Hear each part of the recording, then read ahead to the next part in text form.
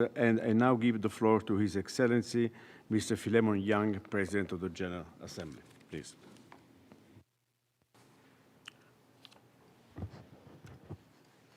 Your Excellencies, ladies and gentlemen, I thank all the organizers for hosting this important conference and for inviting me to join you today. Peaceful, just, and inclusive societies, as envisioned in Sustainable Development Goal 16, are the bedrock of our international community. They are anchored in values of equality, inclusion, and respect for human rights. And they underpin all our efforts to achieve the 2030 Agenda for Sustainable Development. With 2030 quickly approaching, the need to accelerate efforts to achieve the Sustainable Development Goals could not be more urgent. The General Assembly, as the most universal decision-making body, plays a crucial role in advancing Goal 16. Member states, on the basis of sovereign equality, come together to find common solutions to global solutions. With 1/4 of humanity now living in conflict-affected areas, we must prioritize action to unleash progress across our complex global agenda. And I have emphasized peace and security, the rule of law, and inclusive multilateralism as anchors for our efforts. These anchors come together on, amongst others, the critical issue of small arms and light weapons. In this regard, earlier this year, I convened a joint meeting with the President of the Economic and Social Council on small arms and light weapons control for preventing violence and advancing sustainable development.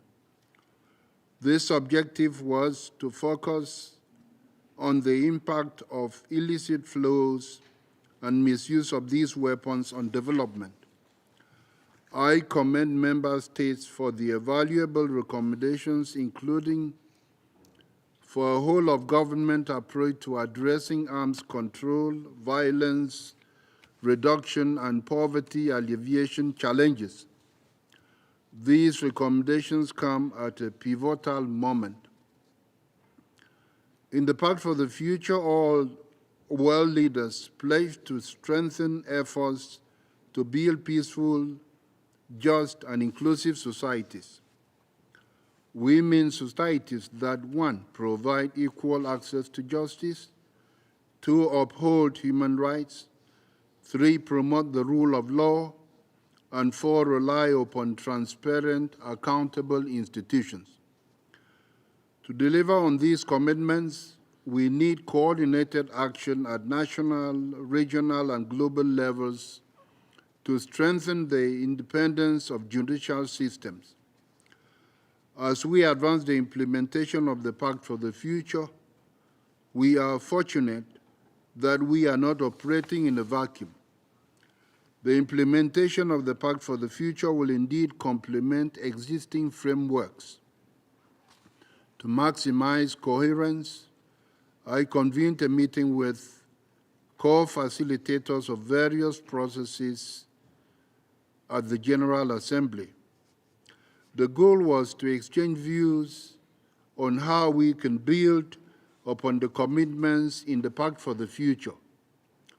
In addition, in March, I held the first 3 interactive dialogues to support Member States in the implementation efforts of the Pact for the Future. And I was encouraged that several delegations underscored the need to uphold the rule of law at national and international levels. The 80th anniversary of the United Nations offers a key moment to expand upon these efforts and to give meaning to the principles enshrined in the United Nations Charter. Principles of justice, international law, and the peaceful settlement of disputes, principles that provide the backbone of peaceful, just, and inclusive societies.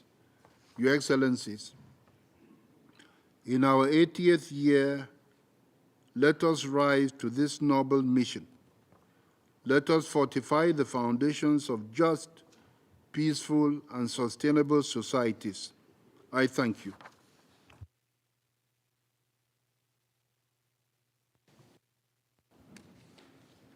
I thank the President of the General Assembly for his words and